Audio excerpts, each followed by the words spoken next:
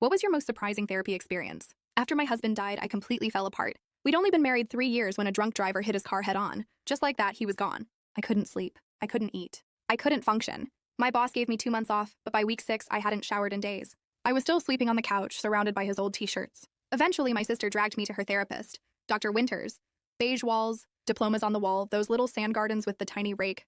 She had that soft, calm voice therapists always seem to have. I made it through 3 sessions before I ghosted. It just didn't feel real. I didn't want a worksheet. I wanted my husband back. About 6 months later, I was still lost. One night at 2 a.m., I ended up in a 24-hour diner, staring at a plate of cold pancakes.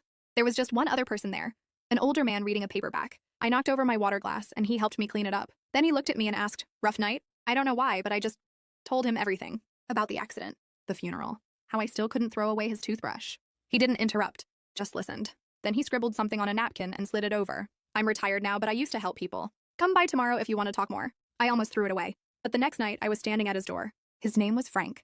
He answered in jeans and a coffee-stained sweater. His apartment was cluttered with books and old photos, no therapy couch, no framed degrees. Just a regular living room. "I'm not licensed anymore," he said, "but I'm still a good listener, and I don't charge." So I kept going back, twice a week, sometimes more. We didn't have sessions. We walked through the park. He taught me how to change my oil once. No 5-step programs, no stages of grief, just conversations. Grief isn't something you get over, he told me once while we were fishing. It's something you learn to carry differently. Slowly, I started to feel human again. I joined a pickup soccer game. I finally packed up my husband's clothes. I even laughed at a dumb rom-com one night, then felt awful for it. "Sarah would be pissed if she knew you weren't laughing," Frank said. "The dead don't want our misery as tribute." One night, I came by and found him flipping through old photo albums. He looked distant, so I asked if he was okay. "Anniversary," he said, pointing to a photo of a smiling young woman. "My daughter would have been 43 today." I was stunned. His daughter had died? "Cancer," he said softly. "She was 23, just graduated college."